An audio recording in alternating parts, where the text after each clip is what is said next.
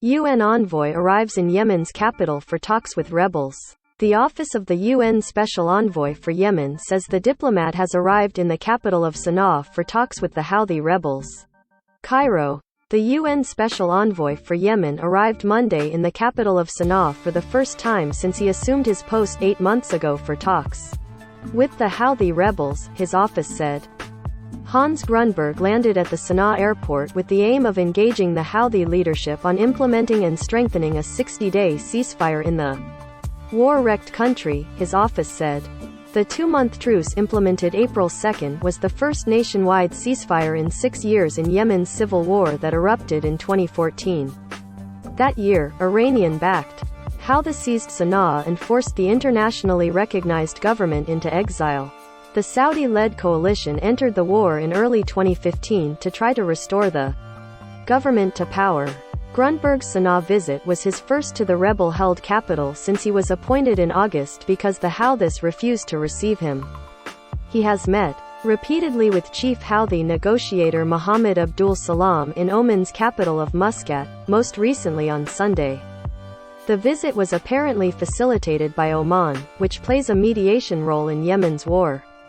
Grunberg also met Sunday with Omani Foreign Minister Saeed Badr al-Busaidi before leaving Muscat to Sana'a, the Omani Foreign Ministry said. The visit came as the 2-month truce entered its second week with reports of violations particularly around the central city of Marib. Last week, the UN envoy urged the warring sides to uphold the truce. Yemen's internationally recognized government has accused the Iran-backed Houthis of attacking their positions in southern and western Marib. A Houthi spokesman was not available for comment.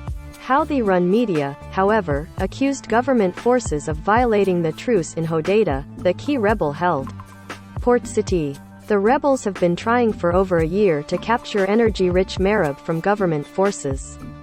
But their efforts have been dashed in recent months amid increasing support to the pro-government side from the Saudi-led coalition.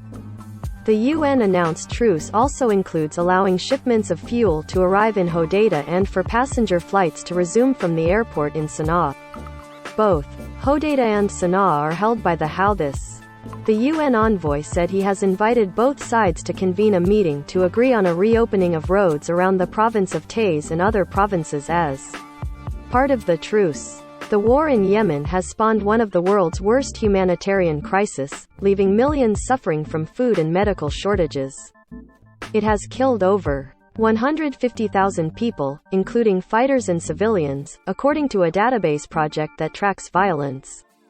The truce has brought some relief for Yemenis during the Muslim holy month of Ramadan, which started earlier in April.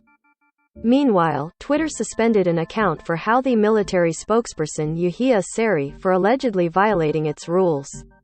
It did not elaborate. The account had more than 340,000 followers. Sari accused Twitter of siding with the Saudi-led coalition and swiftly created a new Twitter account. He used social media accounts including Twitter to announce major Houthi attacks inside Yemen and on Saudi Arabia and the United Arab Emirates.